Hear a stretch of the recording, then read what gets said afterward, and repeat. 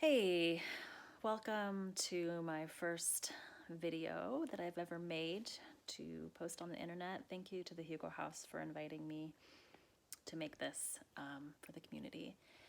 Actually, I should say it's my second video I've ever made because I just made one that I was pretty happy with, except it went on a little too long, so I was trying to figure out how to cut just a minute and a half off of it, and then I ended up deleting everything but that a minute and a half. So we learn, and this is, in these times, I guess that's a really small thing to lose. So I'm going to try this again. And thank you for being here. I want to offer you some writing prompts today and just some thoughts about writing during these times and how important it is to find practices that ground you, that connect you to your body, to your senses, to where you are, to your feelings, and to keep offering yourself little acts of kindness and compassion and finding ways to connect with the community as well and reach out to other people. I see you. I see all of us. I see my bangs. And this is a huge time of transformation, and we need to keep doing what feeds us, and we need to find new things and new ways of feeding ourselves. So writing, why writing? For me, writing has always been a practice that I do nearly every day if I can, and the only practice that I've really stuck with. Writing is a way of witnessing what's going on in ourselves. It's a way of being heard, especially if you are alone, and so many of us are distanced and in isolation. It's a way of still speaking and being heard and honoring and reckoning everything that's going on and not letting it just build up too much and become too overwhelming.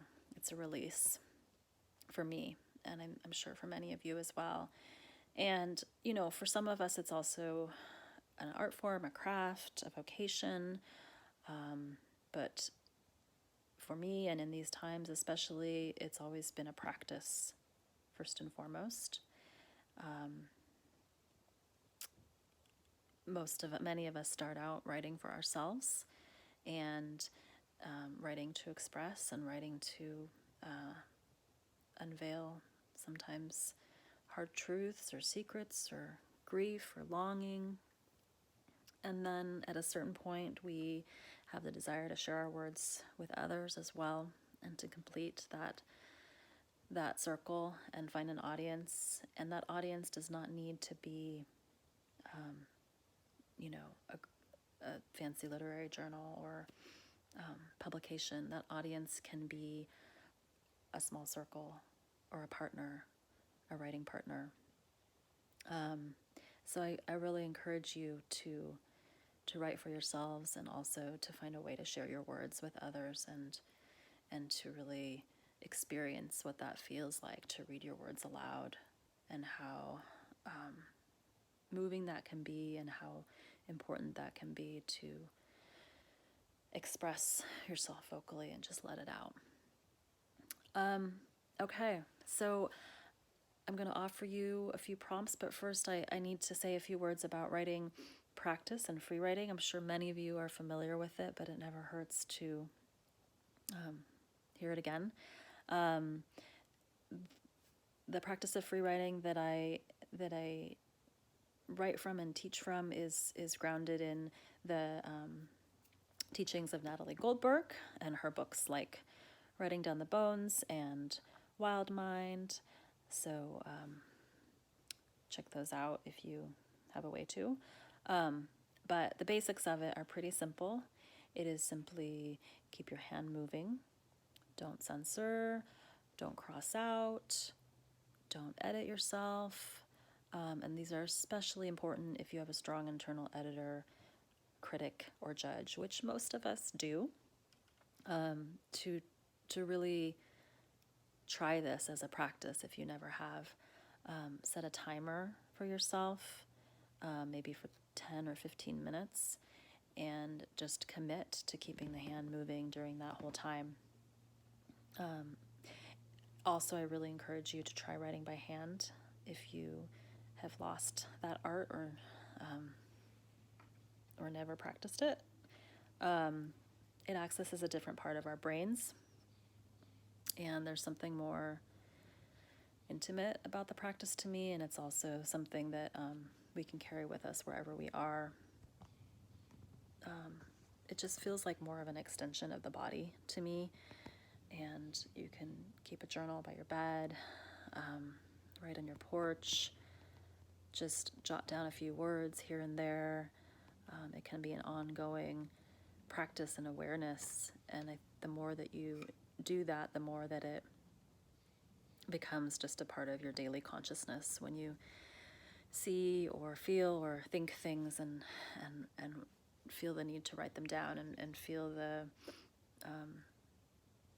response and the gratification and being able to do that, again, it's a self-witnessing, it's a noticing, it's an honoring, and we need to be able to do that for ourselves. So yes, keep your hand moving. Don't cross out. Don't censor. Don't worry about grammar, punctuation. If you can read your handwriting, and don't worry about making sense. And certainly don't worry about trying to produce good writing. In any times, this practice is a way to subvert this idea that you have to sit down and just produce something good, which is so much of what creates writer's block, this feeling like, well, I don't have anything to say. Trust that through practice and through the act of writing, the more that you can let go of that editor, the more that you do not need to be in control, and that things will arise and you can just let them come out. They might even be lies. You might not even know if you believe them, but just there's a freedom in that wild mind and allowing it to come out and see what happens. And some prompts you will connect to, some writing sessions you may connect to, and others you might feel way too distracted, and that's okay. And that also tells you where your brain is at, and that tells you, well, maybe I just need to lie down and breathe. But like meditation, writing practice allows us to have a window into our mind and how scattered it is, or then through practice and in moments that may feel like gifts, sometimes we just can get on a roll, and we truly are not in control of our words, and the time flies, and something comes out like a gift.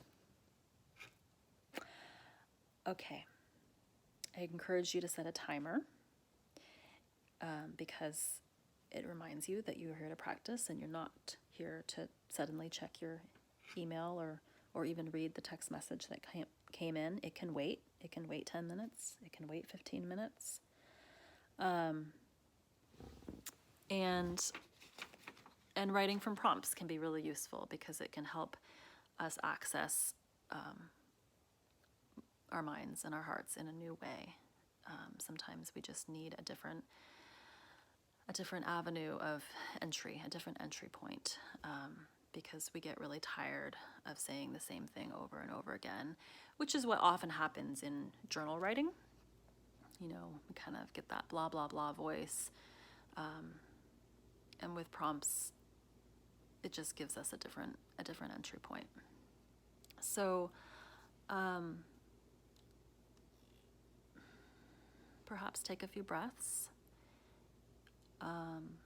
get your journal, and obviously you can pause this and come back to it later, but I encourage you to do it just to try it now, because so often what happens when we say we'll do it later is that we don't.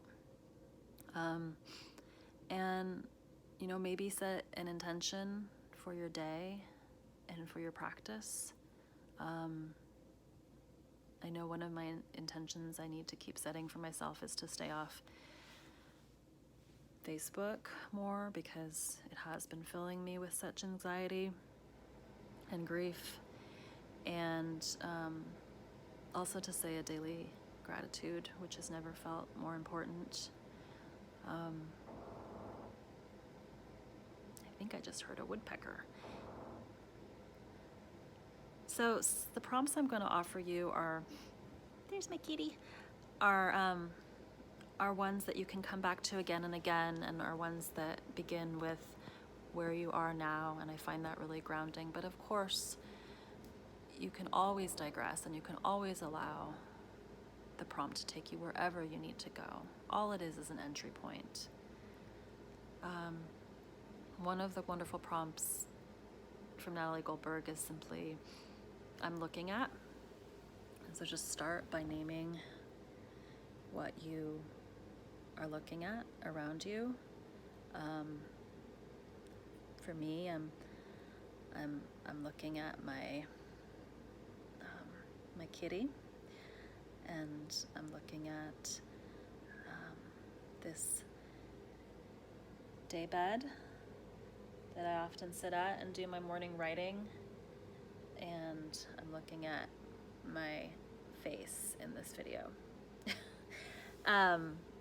Another phrase you can start with is right now. Right now, I am grieving. Right now, I am savoring a few days alone, whereas I've been with my son mostly during this last week, and needing to be there for him. Right now, I'm taking some time to be there for me and to cry. Right now, I'm afraid. Right now, a lot of old stuff is being triggered in me. A lot of, core fears and wounds. And I know that's okay. I need to acknowledge it. Right now, I'm actually kind of happy that it's not sunny out today, although it's supposed to come out later, but I feel like people need to stay indoors more, and the gray is kind of mirroring my true heaviness in my heart. Don't get me wrong, I love the sun from the last few days. But anyway, you get the idea. Right now, right now, right now. It can be a list, a litany, or you can go into one area in more depth. So those are 2 to try anytime. You could do them over and over again. I'm looking at right now. You could also anchor in different senses. I hear. Right now I hear the heater coming on. You might hear that too.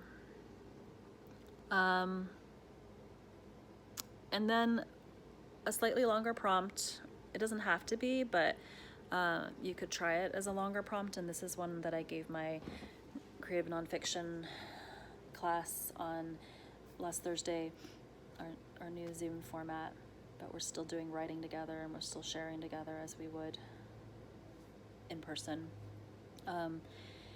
Is to do a cycle of prompts and maybe give yourself 5 to 10 minutes each. And you start with today. Today and just name all the things that you did or that you felt, or that you saw or heard. Of course, if you're writing first thing in the morning, or if you just want to, you could also include yesterday. But the point is to name what's been happening for you really recently. So you could spend 5 to 10 minutes with that, and then go to the next part of the cycle, which is last week. And try to recall where we were a mere week ago, with how we were going about our lives and what we were feeling and doing then. Or you might do last month. And then if this were a 3-part cycle, not 5-3, I would go from today to last week to something farther back. So that's either last month or last year, and just try and grasp and grapple with what your preoccupations were then and how different they were, undoubtedly. And then if you want, you can cycle back to today. I mean, you can do anything, of course, in a free write. So you might find yourself toggling between last week, today, last year, now. And you might even fast forward to a year from now and try to imagine where we collectively and where you will be a year from now. And you might allow that to include all of your fear and all of your hope for what many of us pray will be a radical shift in our society for the better, despite all of the pain and the loss that we are to encounter. I feel like this prompt cycle has been helpful for me. It's grounding because it helps me grapple with time and change and how fast our perspective on everything has changed, and our perspective on our priorities, our community, our goals, our security, our interconnectedness, and our impermanence. It really has been bringing up fear of death for a lot of us. So try it. 15 minutes is all you need. And sometimes it helps just to start by saying, I'm only going to do this for 15 minutes. Or even 10 minutes, or even 5 minutes to just try one of them. It helps you sit down and do it. And then you might find you like it and you want to stay there longer. Try this by yourself. And if you can, try this in community, because I guarantee you it feels really good to share and just be heard and witnessed and not have anybody try to fix things or even respond to what you've said, and certainly not call it, that was great writing or terrible writing, but just to witness. That's what we need to do for each other right now. Collective care and finding new ways to be in community, because it's a new world, and we're in this together. So I'm sending you love. Thank you for being with me. I hope this helps. Bye.